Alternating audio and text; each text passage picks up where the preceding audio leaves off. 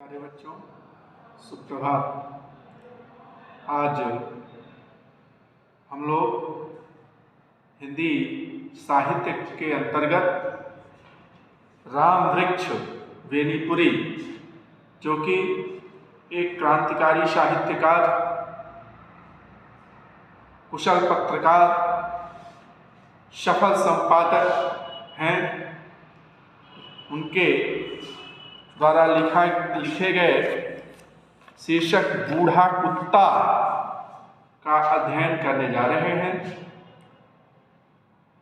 किसी भी पाठ, विशेष करके साहित्य का जो अध्याय होता है, उसको बेहतर ढंग से जानने और समझने के लिए सबसे जो पहली कड़ी होती है वो होता है शब्दार्थ। जब तक हमें शब्दों का सही और सटीक अर्थ पता नहीं होगा, तब तक हम उसके बारे में कुछ अच्छे तरह से समझ नहीं सकते हैं, न ही उसके भावार्थ को समझ सकते हैं। इसलिए हम सर्वप्रथम इस पाठ के शब्द निधि पर प्रकाश डालेंगे। पहला जो है कृतघ्न। कृतघ्न का अर्थ होता है किए गए उपकार को न मानने वाला। दुत्कार, दुत्कार का अर्थ होता है बेइज्जती। करुणा, करुणा का अर्थ होता है दया। झड़ुआए, झड़ुआए का अर्थ होता है झाड़ू से पीटे गए। उबकाई, उबकाई का अर्थ होता है उल्टी। प्रीति का प्यार, जर्जर का टूटी फूटी हालत में या जीर्ण शीर्ण अवस्था में। छीड़, छीड़ का अर्थ होता है कमजोर। खौरा, खौरा एक प्रकार की बीमारी है जो कि जानवरों में विशेष करके पाई जाती है। खाट, खाट का अर्थ चारपाई होता है, खटिया भी कहा जाता है। ओझल, ओझल होना माने गायब हो जाना, आंखों से दूर हो जाना। मैके, मैके माने माँ का घर। प्रहरी माने पहरेदार। आक्रमण का अर्थ होता है हमला। उद्विग्न, उद्विग्न का अर्थ होता है बेचैन। और विधान, विधान का अर्थ होता है नियम। विधान का अर्थ होता है नियम। अब हम इस अध्याय को शुरू करते हैं। बूढ़ा कुत्ता। मनुष्य को बुद्धिजीवी माना जाता है, किंतु उसकी संवेदनहीनता एवं कृतघ्नता भी निंदनीय है।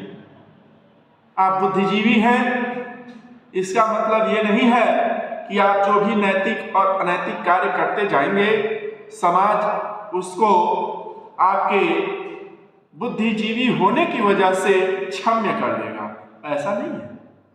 अगर आप बुद्धिजीवी हैं तो बुद्धिमत्तापूर्ण कार्य करके आपको समाज के सामने एक मॉडल के रूप में प्रस्तुत करना होगा। अगर ऐसा नहीं करते हैं, कृतज्ञता रूपी कार्य करते हैं, संवेदनहीनता का प्रदर्शन करते हैं, तो यही समाज निंदा करेगा, आपकी निंदा करेगा, आलोचना करेगा। अपने लाभ के लिए वह पशुओं से काम लेता है, किंतु उसके बुढ़ापे और बीमारी में वह उन्हें मरने के लिए छोड़ देता है। पशुओं का हमारे जीवन में बहुत महत्व है। यह विचारणीय विषय है, सोचने का विषय है। और इस पाठ से जो जीवन मूल्य उभर कर हमारे सामने आएगा, वो ये आएगा कि पशु भी प्यार की सेवा के अधिकारी हैं। पशु भी प्यार और सेवा के अधिकारी हैं। पाठ बार बार दुत्कारे जाने, झड़ुआए जाने पर भी जब यह कुत्ता बरामदे के बाहर अगले पैर खड़े कर और अपने पीछे भाग को जमीन से सटाकर बैठकर धीरे धीरे पूंछ हिलाता हुआ करुण सजल नेत्रों से मेरी ओर देखने लगता है तो समझ में नहीं आता कि क्या किया जाए। लेखक ने बड़ा भावनात्मक चित्रण किया है इन पंक्तियों में। कुत्ते का जो स्नेह है, कुत्ता जो अपना प्रेम प्रदर्शित करता है अपने स्वामी के प्रति, उसका मार्मिक चित्रण, हृदयस्पर्शी चित्रण इन पंक्तियों में हुआ है। लेखक कह रहा है कि बार बार दुत्कारे जाने पर, फटकारे जाने पर,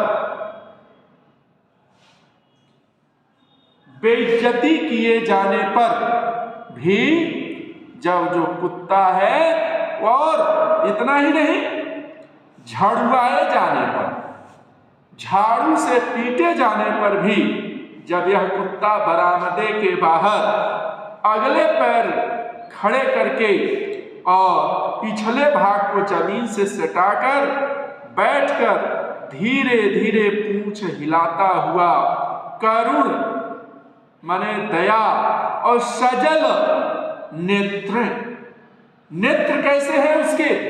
सजल, जल से भरे हुए हैं, आंसुओं से भरे हुए हैं। नेत्रों से जब मेरी ओर देखता है अर्थात लेखक की ओर देखता है तो समझ में नहीं आता कि क्या किया जाए। लेखक कहता है अब इसके आगे क्या किया जाए, कौन सा रास्ता अख्तियार किया जाए। बूढ़ा हो गया है, समूची देह में खौरा लग गया।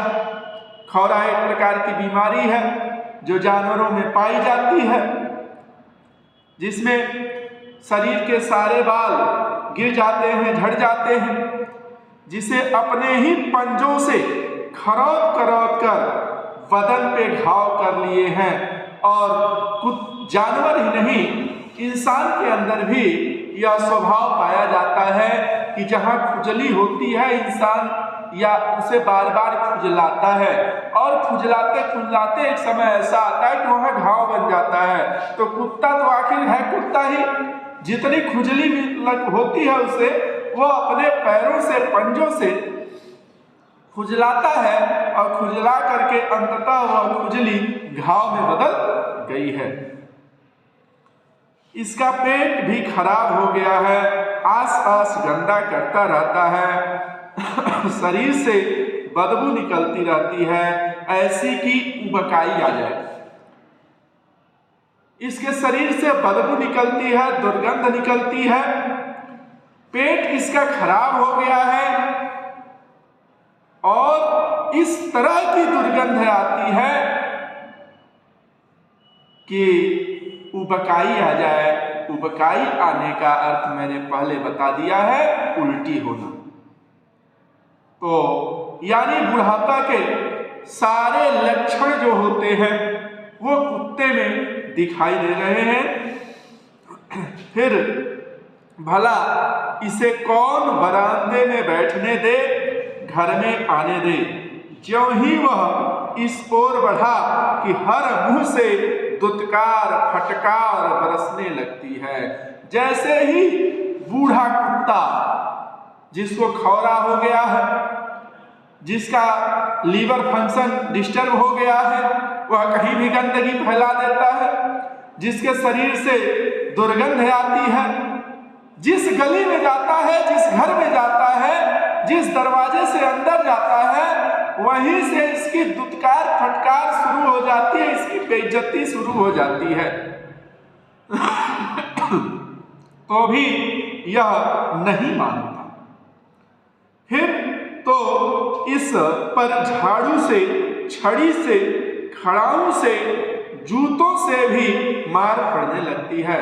और जब कुत्ता फटकार से नहीं मानता है तो जिसके हाथ में जो मिला, किसी ने जूता से मार दिया, किसी ने झाड़ू से मार दिया, किसी ने डंडे से मार दिया, किसी ने खड़ाऊ से मार दिया, मार खाने पर भी यह तब तक मुड़ने का नाम नहीं लेता कि जब तक चोट असह्य नहीं हो जाती।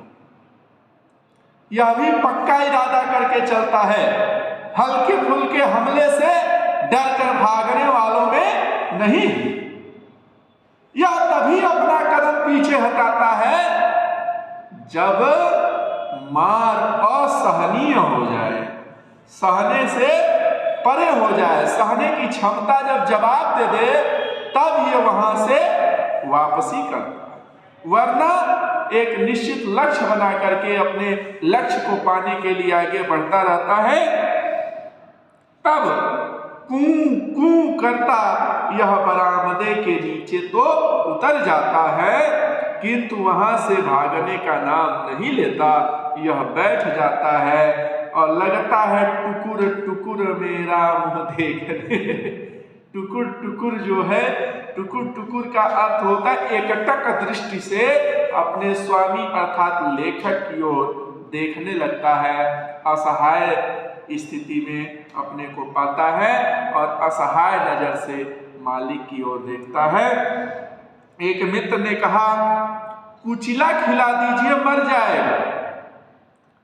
एक बंदूकधारी मित्र बोले, 50 पैसे भी बर्बाद न होंगे, एक गोली से उड़ा देता हूं। सोचता हूं कि इसकी बुरी गत से मौत अच्छी होगी। इसको मौत के घाट उतारने के लिए लोग अपने अपने तरफ से अपने अपने विवेक के अनुसार राय दे रहे हैं। कोई जहरीला वस्तु खिलाने के लिए कह रहा है, कोई कह रहा है अरे 50 पैसे भी नहीं खर्च होंगे, एक गोली लगेगी मारेंगे दांत से उड़ जाएगा। लेकिन मालिक सोचता है इसकी बुरी गति होगी, इसको स्वतः मौत मिल जाए तो अच्छा है, किंतु चाह कर भी कभी मुंह से हाँ नहीं निकाल पाता। मन में इच्छा होती है कि मर जाए, लेकिन अंतरात्मा तो कहती है, लेकिन फिर यह होता है कि इसकी दुर्गति होगी, इसकी सदगति नहीं होगी, अपने मौत से मर जाए तो अच्छा है।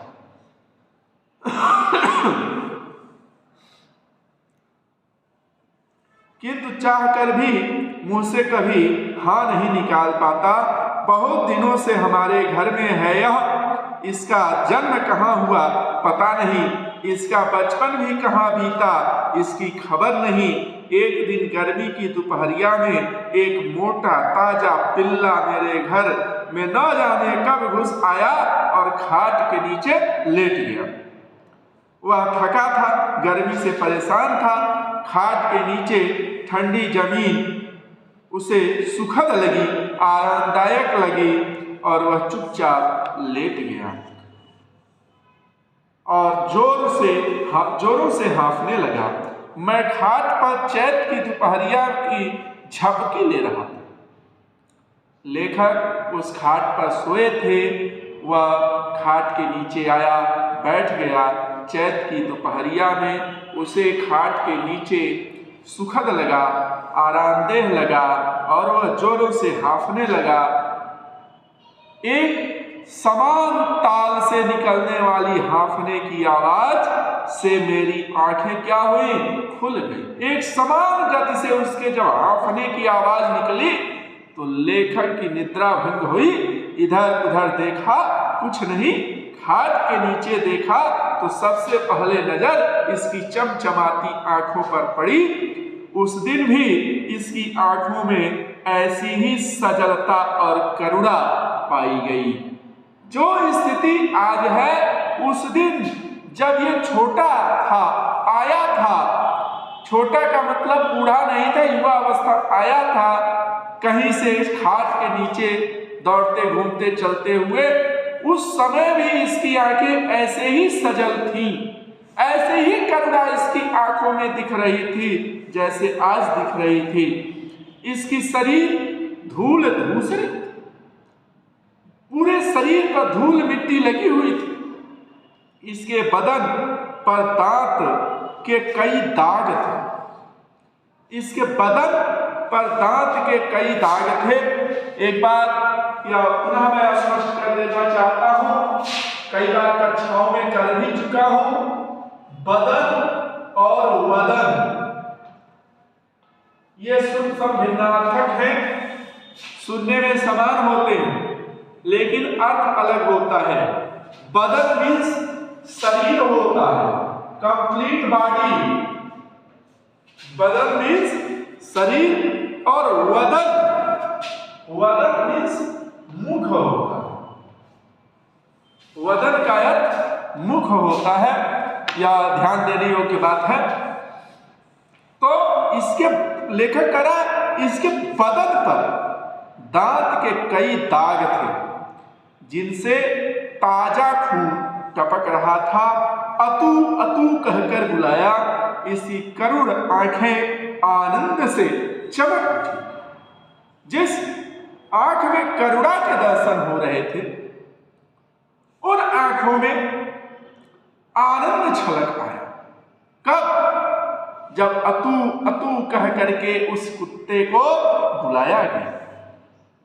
किंतु बेचारे की हिम्मत नहीं हुई कि बाहर आए। मैं जाकर थोड़ी दही भात ले आया और खाट के नीचे ही रख दिया। उसे खाकर फिर वह लेट गया, मैं भी खाट पर सो गया। जब शाम को नींद पूरी हुई, नींद टूटी और मैं गांव की ओर निकला तो देखा कि वह मेरे पीछे पीछे लगा।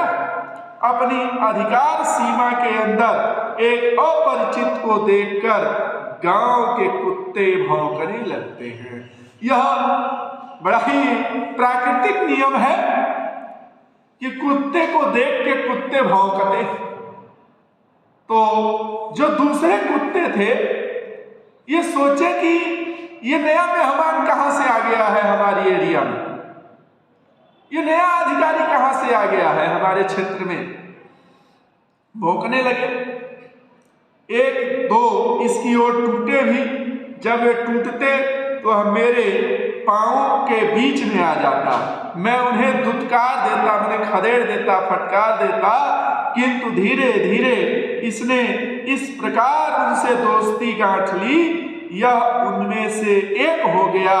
इसका वर्णन करके समय क्यों बर्बाद करूं।